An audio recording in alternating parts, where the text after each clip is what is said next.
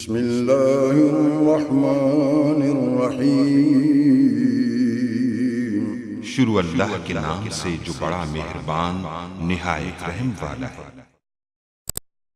अस्सलाम वालेकुम गाइस। तो आज हम कंप्यूटर सिक्योरिटी के बारे में डिस्कस करेंगे। तो कंप्यूटर सिक्योरिटी क्या होता है और इसका क्या पर्पज़ है, इसके बारे में डिस्कस करेंगे।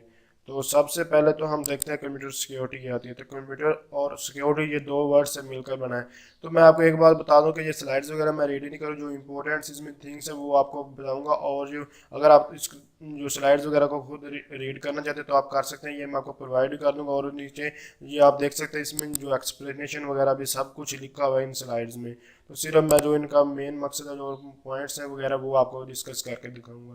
तो कंप्यूटर और सिक्योरिटी, कंप्यूटर जैसे कि आप जिस चीज़ को यूज़ कर रहे हैं ये आपका एक कंप्यूटर ही है। तो और सिक्योरिटी मतलब कि उसकी हिफाजत करना, जो भी आपकी चीज़ है उसकी जो, और कोई भी ऐसी चीज़ जो इंटरनेट से कनेक्ट हो सकती है या टेक्नोलॉजी से रिलेटेड है, उसको कहते हैं कंप्यूटर वगैरह, या जो आप यूज़ कर रहे हैं इसको कंप्यूटर कहते हैं। और उसकी हिफाजत करना आपकी जिम्मेदारी है, इसलिए आप इसको कंप्यूटर सिक्योरिटी कह सकते हैं। तो हमारा कंप्यूटर वगैरह कोई भी चीज़ है तो वो software, hardware, firmware, information, data technology से मिलकर वो बनता है।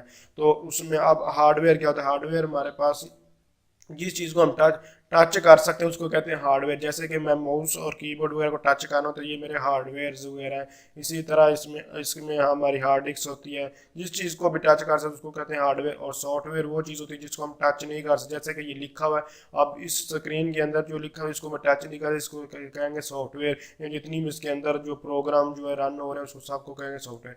फर्मवेयर ये जैसे कि आप एंड्रॉयड मोबाइल वगैरह या कोई भी मोबाइल में सॉफ्टवेयर अपडेट करते हैं तो वो कैसे, वो फर्मवेयर जो होता है वो इंस्टॉल होता है आपका ऑपरेटिंग सिस्टम में, एक तरह का होता है फर्मवेयर। इंफॉर्मेशन और डाटा, इंफॉर्मेशन जब कोई भी जो डाटा होता है उसको जब प्रोसेस किया तो हमारे पास इंफॉर्मेशन आती है। इंफॉर्मेशन हमारे पास मीनिंगफुल होती है, जबकि डाटा जो है हमारे पास कलेक्शन होता है, रॉ इफेक्ट से होते हैं। और टेली कम्युनिकेशन के नाम से पता चल रहा है। तो ये क्या होता है कि कंप्यूटर सिक्योरिटी में जो हमारे पास ये सारी चीज़ें इंक्लूड होती हैं। और इसमें जो तीन इंपॉर्टेंट पॉइंट्स, यानी कि आप हर्ट कह सकते हैं कंप्यूटर सिक्योरिटी का, वो तीन है: इंटीग्रिटी, अवेलेबिलिटी, कॉन्फिडेंशियलिटी। और ये आपको ये मेजर गोल्स होते हैं किसी भी कंप्यूटर सिक्योरिटी में। तो इंटीग्रिटी क्या होता है? इंटीग्रिटी मतलब कि जो अथराइज यूज़र है सिर्फ वही उस डाटा को चेंज कर सकता है। डाटा या कोई भी चीज़ है, आपका सिस्टम है, डाटा है, कुछ भी है, जो भी चीज़ है उसको सिर्फ और सिर्फ अथराइज, यानी कि जिसकी चीज़ है सिर्फ वही उसको चेंज कर सकता, उसके अलावा कोई और शख्स उसको चेंज नहीं कर सकता। अवेलेबिलिटी, अवेलेबिलिटी मतलब कि किसी भी चीज़ का जो अथराइज यूज़र उसको उस चीज़ का नाम से पता चल रहा है कि जो जो अथराइज यूज़र है उसको अवेलेबल होना किसी भी चीज़ का, उसको कहते हैं अवेलेबिलिटी। जबकि कॉन्फिडेंशियलिटी मतलब कि जिसका जो डाटा है सिर्फ वो इतना कॉन्फिडेंट होता है कि मेरे के अलावा मेरा डाटा कोई और नहीं देख सकता, ये मेरा प्राइवेट डाटा और ये मैं ही देख सकता, इसके अलावा कोई और डाटा नहीं देख सकता, उसको कहते हैं कॉन्फिडेंशियलिटी। मैं को आप तीनों की एक एग्जांपल्स के थ्रू समझाता हूँ, ये बहुत ही इंपॉर्टेंट टर्म्स है कंप्यूटर सिक्योरिटी में। अगर ये नहीं होगी तो आपके इस अलावा कोई और आप डिस्कस करने की जरूरत भी नहीं।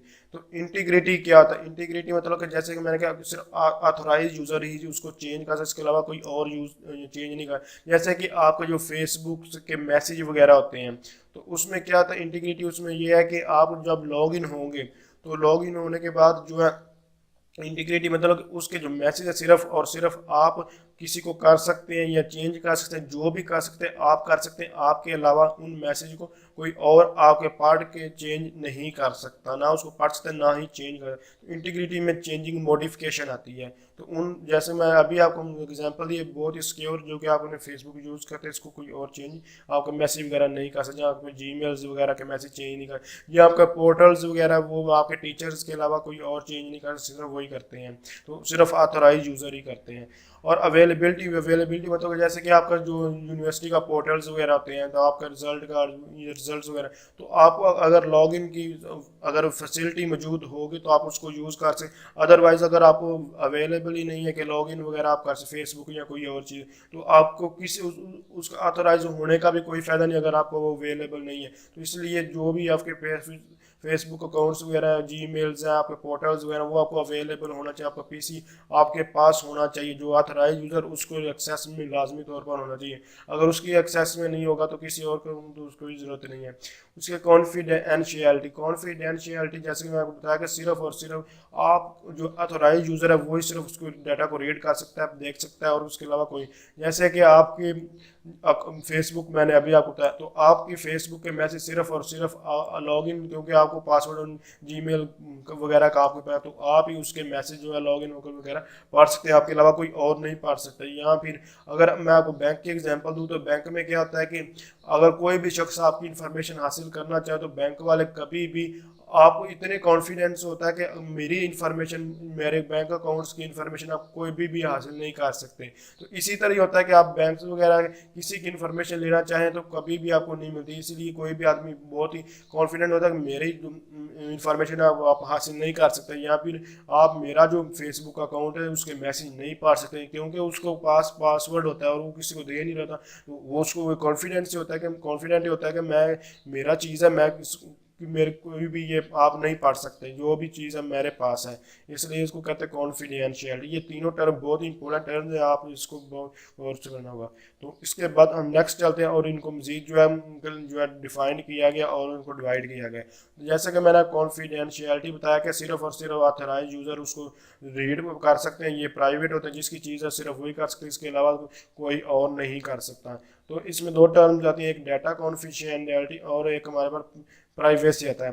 डाटा कॉन्फिडेंशियल, जैसे कि मैंने आपको बताया कि सिर्फ इसमें क्या है, जो आपका डाटा है इसमें से डाटा का जो है कंसिडर हुआ, जो आपका डाटा है वो सिर्फ और सिर्फ आप ही उसको रीड कर सकते हैं, आपके अलावा कोई और शख्स उसको हासिल नहीं कर, यानी कि अनऑथराइज शख्स ऑथराइज एक शख्स होता है और एक अनऑथराइज। ऑथराइज वो होता है जिसको आप एक्सेस देते हैं कि मेरी चीज़ आप यूज़ कर सकते हैं, और अनऑथराइज वो शख्स होते हैं जो आप की चीज़ को यूज़ नहीं कर सकते बल्कि वो खुद यूज़ करना चाहते हैं, उसको कहते हैं अनऑथराइज।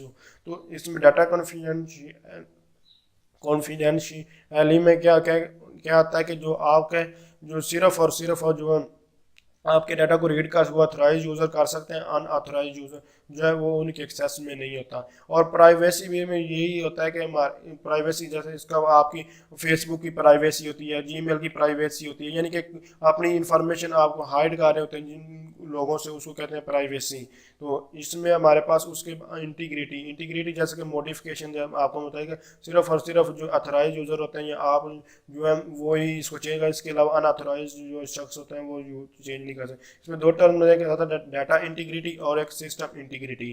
तो डाटा इंटीग्रिटी यानी कि सिर्फ और सिर्फ आपके डाटा में कोई और चेंजिंग वगैरह नहीं कर सकते, यानी कि इन्फॉर्मेशन या प्रोग्राम कोई और चेंज नहीं कर, सिर्फ अथराइज जिनको आपने अथराइज किया सिर्फ वही चेंज कर, इसके अलावा कोई और चेंज नहीं कर सकता।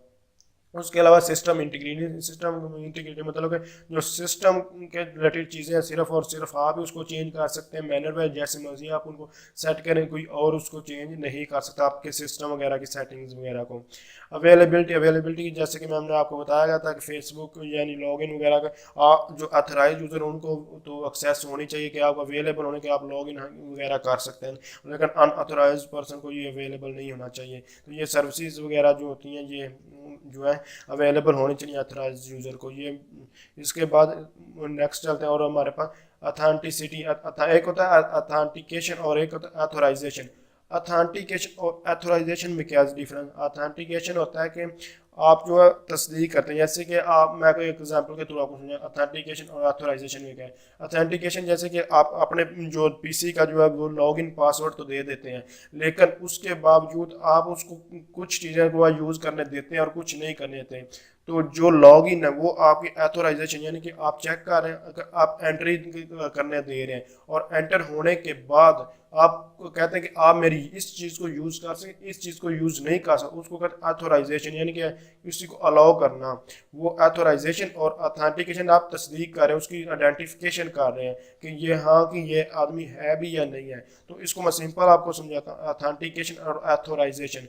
अथेंटिकेशन का जैसे कि मैंने किसी अपने दोस्त को जिसका पासवर्ड अपने लैपटॉप पीसी का बता दिया, और उसके बाद अब मैं आपको एथोराइजेशन मतलब कि ये जैसे कि ये मेरा पीसी है, अब मैंने इसको सिक्योर किया हुआ, जैसे कि ये बिट लॉकर इन दोनों पे लगाए। अब मैं उसको चाहता हूँ कि ये लोकल डिस्क सी कोई भी मेरी यूज़ कर रहा है, जबकि लोकल ये हमारे पास जो एजुकेशन ये वॉल्यूम न्यू वॉल्यूम ये कोई यूज़ ना, क्योंकि इसको मैंने बिट लॉकर लगाया। तो मैं अब ये जो चीज़ें नहीं दोनों यूज़ करने दे रहा, इसका मतलब कि मैं उसको ऑथोराइज नहीं कर रहा कि वो इन दोनों को यूज़ करे और इसको यूज़ करे। तो जैसे कि लॉगिन जो एंटर होने देना, वो आइडेंटिफिकेशन उसकी किसी भी शख्स की करना, यानी कि आपका फेसबुक अकाउंट है वो भी आपका अगर लॉगिन पासवर्ड वगैरह अगर वो कोई शख्स को ठीक एंटर करता है तो वो आपका लॉगिन वगैरह हो जाता है, उसको कहते हैं वो चेकिंग हो रही है कि आपकी ऑथोराइजेशन क्या है। और अथेंटिकेशन क्या है कि आप ये मेरे सिर्फ और सिर्फ आप मेरे इन दोस्तों को देख सकते हैं, इन दोस्तों के मैसेज रीड कर सकते हैं, इसके अलावा नहीं कर सकते। तो नेक्स्ट चलते अकाउंटेबिलिटी। अकाउंटेबिलिटी का मतलब होता है कि आप किसी भी शख्स वगैरह को कोई भी इंफॉर्मेशन रिस्पॉन्सिबिलिटी देते हैं कि आपने ये काम करना है, आपने ये करना है और आपने ये करना है। अगर आप किसी को भी डिफाइन करके नहीं देंगे कोई आपने ये वाला काम करना है, तो वो कोई भी जो है हर कोई कहेगा कि अगर अच्छा काम हो गया तो वो कहेगा, जैसे कि बड़ी कंपनीज वगैरह में भी होता है कि अगर कोई 2-4 मैनेजर्स एक ही बड़ी कंपनी में काम कर रहे हैं, तो क्या होता है कि अगर काम अच्छा हो जाए तो वो कहते हैं मैंने किया। अगर वही काम बुरा हो जाए तो सब कहते हैं कि मैंने नहीं किया, कोई भी मानने को तैयार नहीं होता। इसी तरह अकाउंटेबिलिटी में यह था कि हर एक को जिम्मेदारी दी जाती है कि आपने ये काम करना है, आपने ये करना है, क्यों क्यों और क्यों। इसके बाद वो रिस्पॉन्सिबिलिटी अकाउंटेबिलिटी होता है एहतसाब, जैसे कि मरियम नवाज आजकल बहुत कह रही है कि एहतसाब के बारे में, तो आपको इससे बहुत अच्छा आपको नॉलेज मिल सकता है।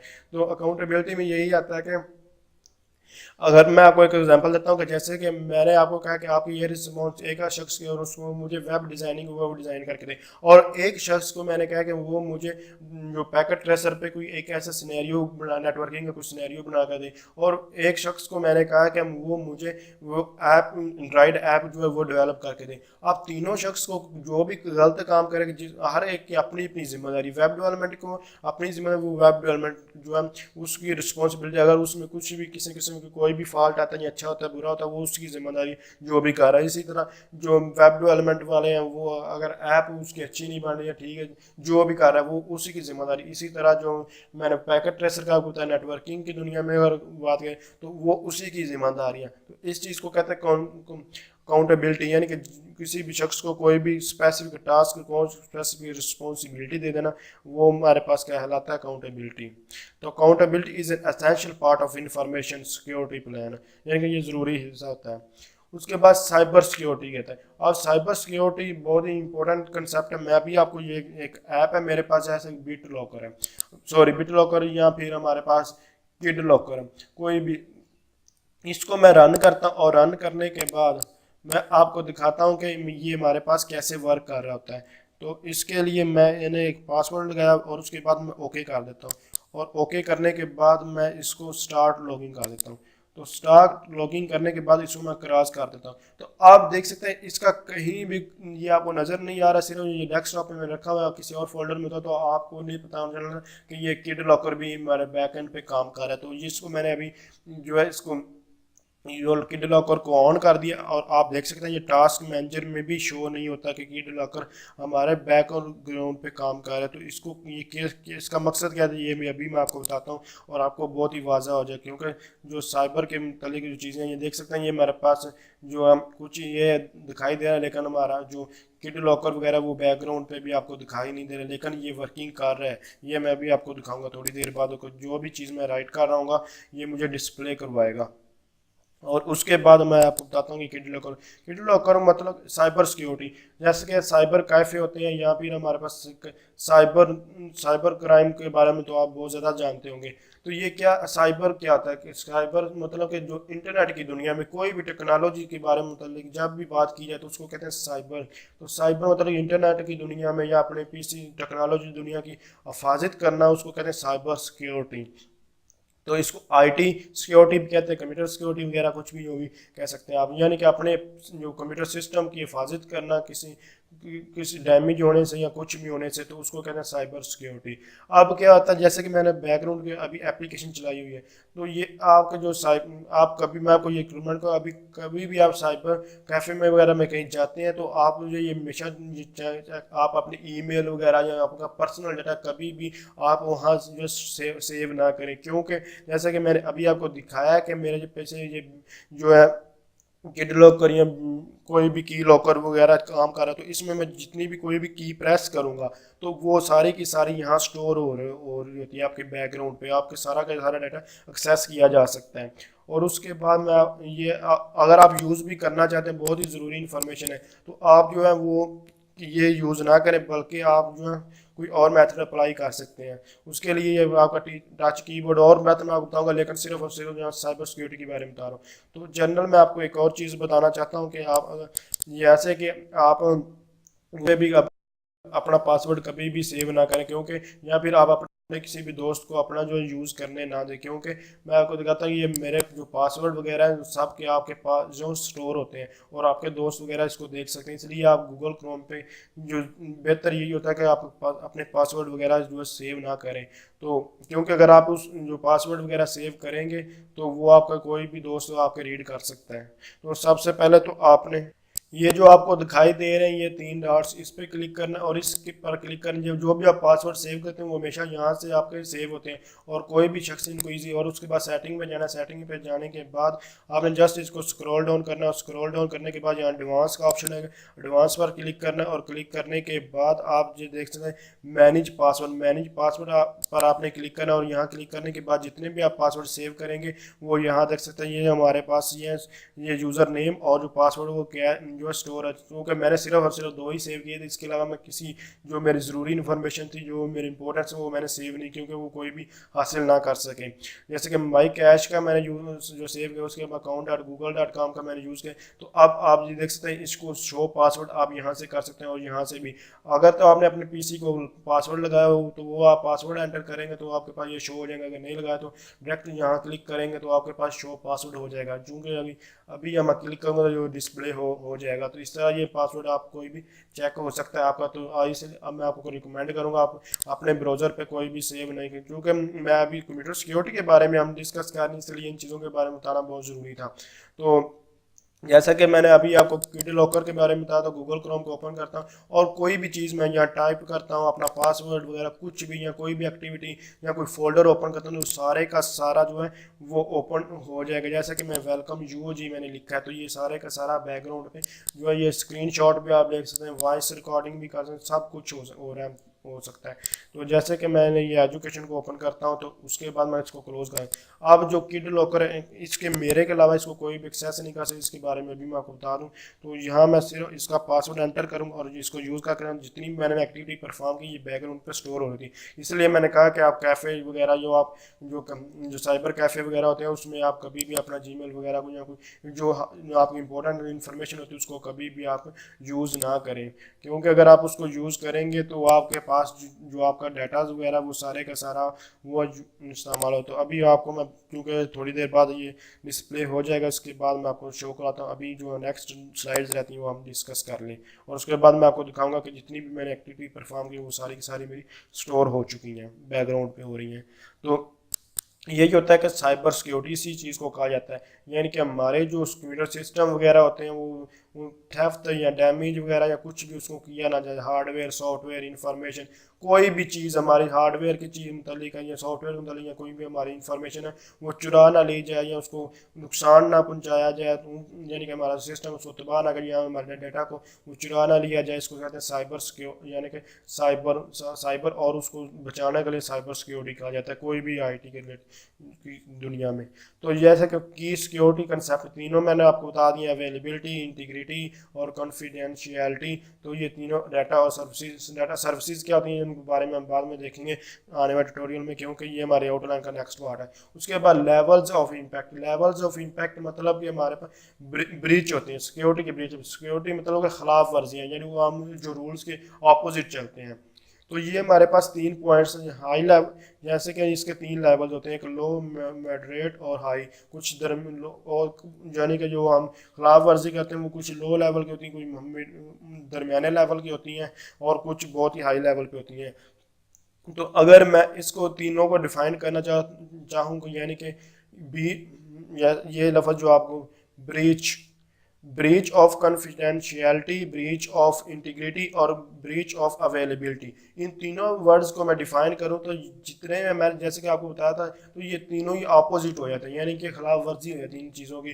कि कॉन्फिडेंशियलिटी मतलब कि डाटा, आपका डाटा सिर्फ और सिर्फ आप ही पढ़ सकते हैं। आप कहते हैं कि जैसे कि मैंने सिक्योरिटी के कंप्यूटर सिक्योरिटी में डिस्कस किया था। लेकिन अगर ब्रीच ऑफ कॉन्फिडेंशियलिटी की मतलब बात की तो आपका डाटा कोई और भी जो है वो रीड कर सकता है, उसको कहते हैं ब्रीच ऑफ कॉन्फिडेंशियलिटी। और इंटीग्रिटी मतलब कि आपके अलावा आपका डाटा कोई और भी चेंज कर सकता है, अनऑथराइज यूजर भी चेंज कर सकते हैं, तो वो इंटीग्रिटी। और अवेलेबिलिटी मतलब कि आप जो इनको एक्सेस है जिन लोगों को, उन लोगों के अलावा कोई और भी आपकी चीज़ों को एक्सेस कर रहा है, तो उसको कहते हैं ब्रीच ऑफ अवेलेबिलिटी। तो ये लेवल ऑफ इम्पैक्ट क्या है जो है, या फिर लेवल ऑफ ब्रीच क्या है, ये हमारे पास 3 तरह के होते हैं, एक लो लेवल, मॉडरेट और हाई लेवल। यानी कि ये जिस तरह की कोई भी एक्टिविटी कोई परफॉर्म करेगा उस हिसाब से होंगे। तो ये अनऑथोराइज जो यूजर के आपके डाटा को एक्सेस कर सकते हैं, आपकी एप्लीकेशन को, सर्विसेज को, नेटवर्क को, कुछ भी चीज़ है उन सबको चीज़ों को वो आपकी एक्सेस, अगर वो आपको एक्सेस करते हैं अनऑथोराइज यूजर, तो वो आपके